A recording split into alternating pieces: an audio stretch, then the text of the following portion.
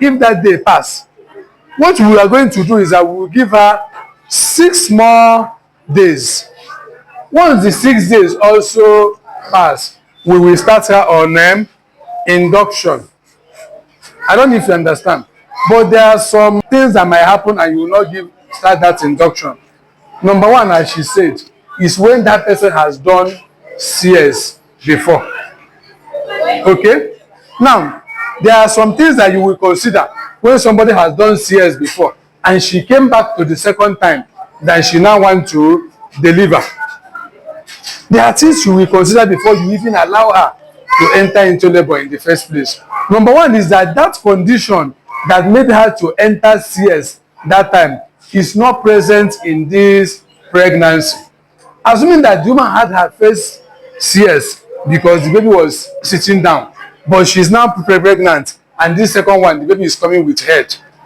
But if the second one, the baby is also sitting down, and it was sitting down that made us to operate on her the first time, common sense will tell you that it is still CS.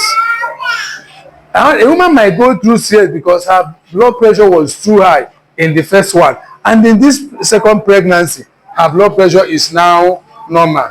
You can try vaginal delivery. Another clause to it is that we will be sure that at least that woman has stayed for a year and 3 months before taking in, so that by the time she will be due to deliver the one she is carrying, the baby that she delivered should have been 2 years. I don't know if you understand. It's not that you have to wait for 2 years before you take in. You have to wait for at least a year and 3 months, so that by the time you are delivering the second one, the first baby should have been 2 years. Okay? That's another clause to it. Yeah, another thing, before you tell somebody to wait for a year and 3 months before she will take in, there are so many things you will consider. You will ask yourself, how old is this patient who is going to wait for a year and 3 months? Because if she is on her late 30s and she is having her first child, you want her to stay for a year and 3 months to take in. Before that time, she might have entered menopause. So once that age is there, you no longer consider. You allow her to take in anytime while she come in for the second CS. It's not wickedness. There are some things you consider.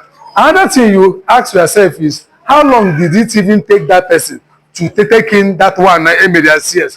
It's not if she had been looking for a baby for the past 3 years or 4 years and eventually she had one. After the CS, you go and tell her to stay for a year and 3 months.